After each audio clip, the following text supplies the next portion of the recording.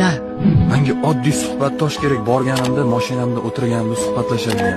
Ko'chada demak yurganimda. ayollar o'ylab olgan, hali labim mana buncha qilib yuzlarini torttirib, yerlarini yasab. Mana shu botekis kerak tushuna emas. olmayman. Kerak emas sizlarga.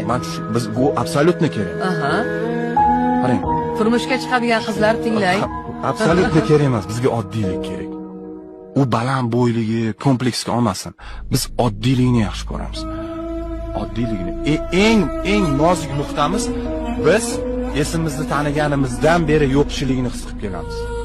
Ana o'sha narsa vazni bo'lsa-chi, ko'p qizlar ortiqcha vaznidan qisilib uchrashuvlarga chiqadi. Ahamiyati yo'q. Demak, yigitlar qizlarning ortiqcha vazniga qaramaydi. Birinchi o'sirda tashqi ko'rinishga qaraydi. Aha. Qarang, yigit har doim birinchi tashqi ko'rinishga qaraydi. Aha. O'sha erkaklashib bo'lgandan keyin unga oddiylik kerak.